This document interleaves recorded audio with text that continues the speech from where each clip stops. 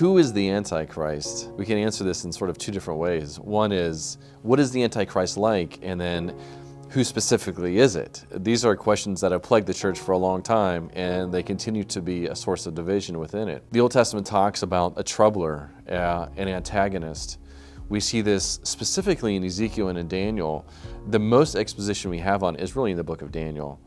And it's not entirely clear, even in Daniel itself, if there's going to be one or many, and they're all really connected to each other. But what does seem to be clear is that towards the end of Israel's history, in the latter days, as Daniel talks about, how there will come one who will intensely persecute God's people. So then when we start to march our way through the New Testament, we get texts, for example, from 1 John 2 and 2 Thessalonians 2, where they also talk about Antichrist coming in the latter days. But Paul even says that it's happening right now. He even calls it the mystery of the Antichrist is already in their midst. And so interpreters, what's going on there? What's happening?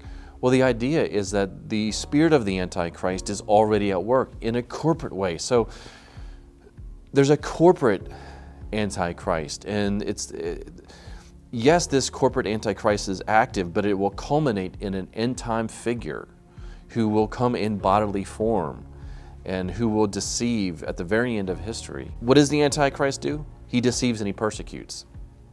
He's here already. His spirit, it sounds bizarre, but his influence extends right now into the present. It began in the first century. It extends right now through a group of false teachers who are infiltrating the church, whether either they've infiltrated churches or they're knocking on the door. They are right there.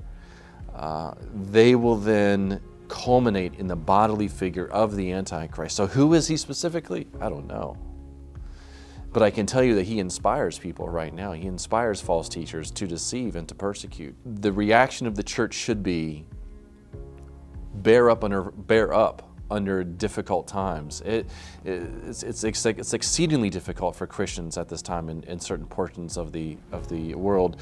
Secondly, Christians, this is primarily the case in the West too, that we have a flood of false teaching. And we have to combat this. We have to actively combat it by reading our Bibles, by standing guard. Even in the New Testament, there's this whole theme of being sober. Well, that's in the context of false teaching. We have to remain vigilant and be ready to engage these corporate antichrists who are already knocking at the door. It is the last days. In fact, John says that's how we know it is the last hour, because there are antichrists in our midst. We have to be on guard and be ready, but it's just the fulfillment of what Christ said would happen.